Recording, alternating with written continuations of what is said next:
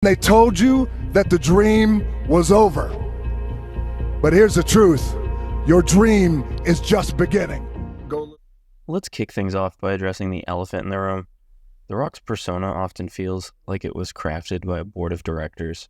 From his annoying cheat day Instagram posts to his carefully worded interviews, everything about his personality follows a script to a T. But the cracks in this facade are starting to show, and he's proving that the nice guy shtick is just another character he plays. Now, first on the docket is The Rock's sudden foray into political endorsements. For years, he's remained silent, claiming neutral on politics. But then in the last election, he said that he sheds tears over endorsing Joe Biden. Hold up.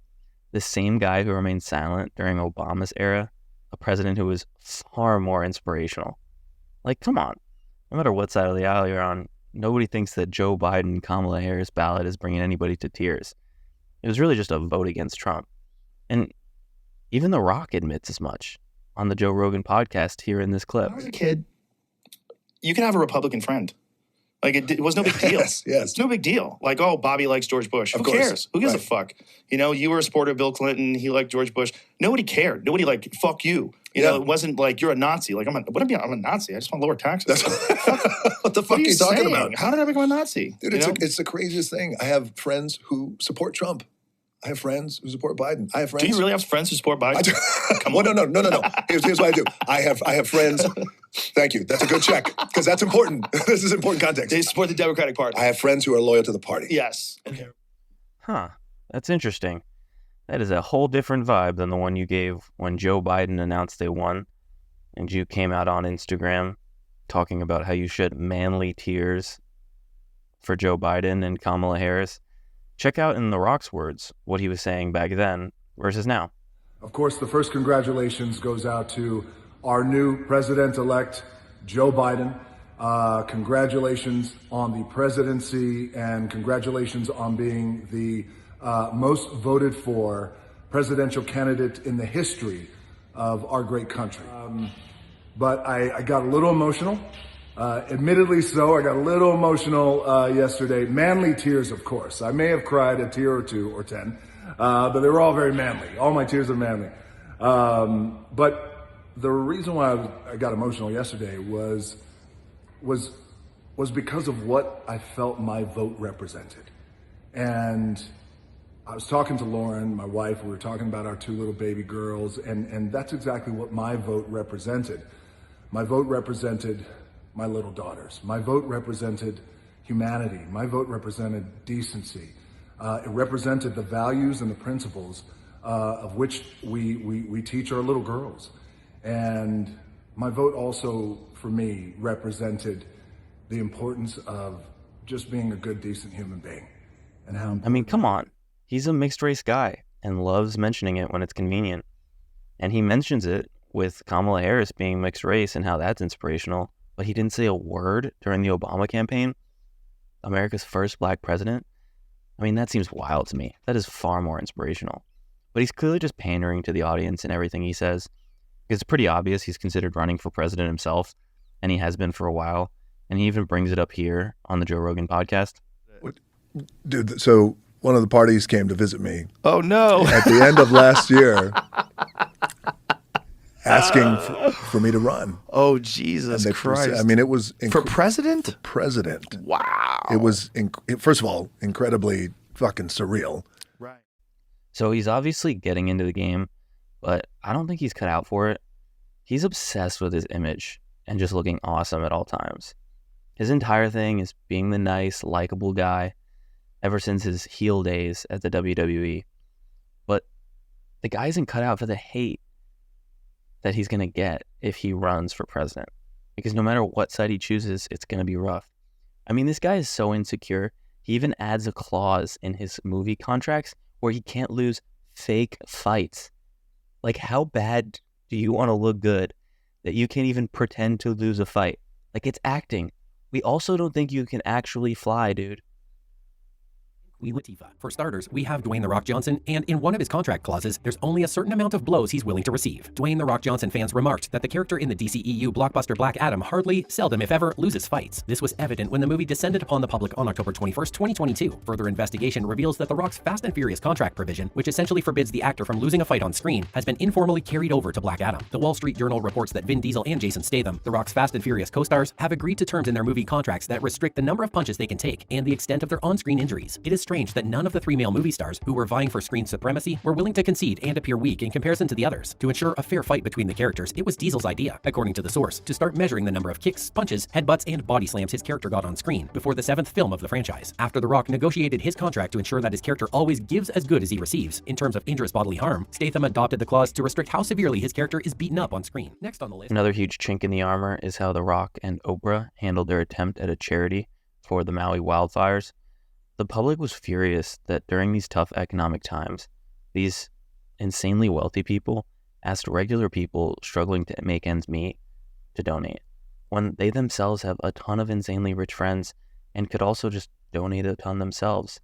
Now, they both did donate about $5 million each, but compared to their net worth, this is just a drop in the bucket for them, compared to regular folks who are really struggling in this tough economic time.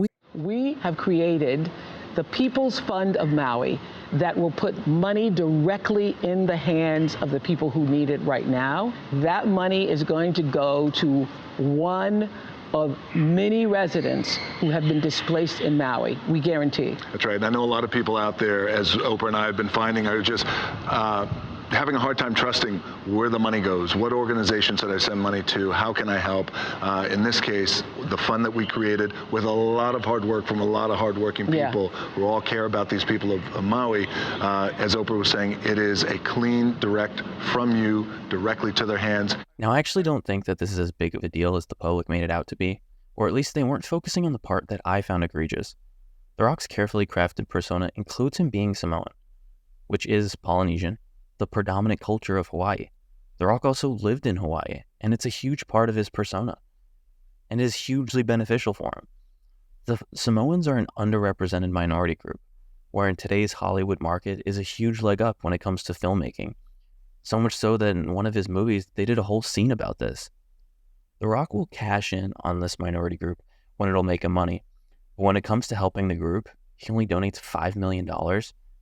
I mean, to him, that is less than he spends on bringing his perfect gym from location to location when he's filming. In my opinion, this is gross because it shows that when push comes to shove, people and cultures are just pawns on his way to even more riches and fame rather than being a true part of his character and something that he valued. At all. People have completely forgotten about Maui. No one discusses Maui. It never comes up. Well, brother, you know, those are my people. Yes. Right? Polynesian people. My grandparents are buried over there in the islands, my family. So Now, the final topic is the one that originally turned me off from The Rock after being a huge fan for a while. Proving that this guy will lie to the face of his fans, even at their detriment. The Rock is best known for his jacked physique, yet he claims to take 0 steroids. Absolutely no one in the know actually believes this guy. The major complaint about his appearance on Joe Rogan was how Joe didn't ask if he was natural or not. Joe has literally talked about this tons of times, and then he finally gets The Rock on the podcast and then just doesn't bring it up. Here he is with More Plates, More Dates, talking about The Rock being natural. Thinks that, The Rock is fucking clean, for example. Right. Yeah. Exactly. So Does The Rock say he's clean? He has implied it pretty heavily, but he also doesn't end up in scenarios where he gets asked point blank, whereas Liver King goes out of his way to fucking lean into it and use it as like a marketing spiel. The Rock should come clean right now. He should make a video in response to the Liver King video. I need to talk to you because The Rock's been lying. Yeah. You can't even get there with HRT. That's not HRT. No. Like that. Jesus Christ. Yeah.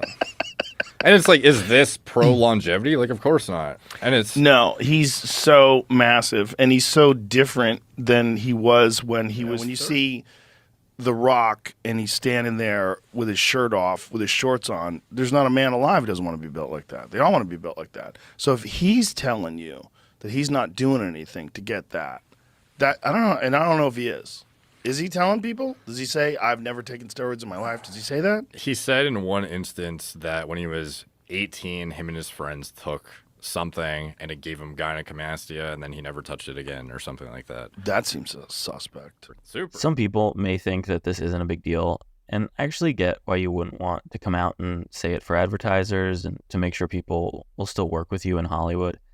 However, The Rock makes his entire persona as a good, honest guy that you can trust and someone who works really hard in the gym. He has a whole line of clothes with Under Armour about working hard and grinding. Yet, if any of his fans actually take him at his word, buy his clothes, and just work hard in the gym, they would never reach close to that level, which would basically make them think that they just suck and aren't working hard enough. We're talking about kids who would do this too. This just further proves that The Rock cannot be trusted. I mean, he's entertaining, sure, but he's not the nice guy, trustworthy guy that he's claiming to be. He is great at playing a character and craves being loved. And I normally wouldn't care, but now he's talking about running for president. So this seems relevant to bring up. Being a liar is not a great quality for a president. Actually, on second thought, he'll probably fit right in. Wrapping up, basically, it's really important to question the narratives fed to us by these celebrities. The Rock's nice guy image might be showing signs of wear and tear, and it's crucial to separate the persona from the person. What do you think about The Rock's recent actions? Is he genuinely the inspirational figure he claims to be, or is it all just smoke and mirrors? Drop your thoughts in the comments. Let's keep the conversation going. Don't forget to like, subscribe, and ring that bell to stay updated on all of these interesting discussions here. Remember, thanks for hearing me out.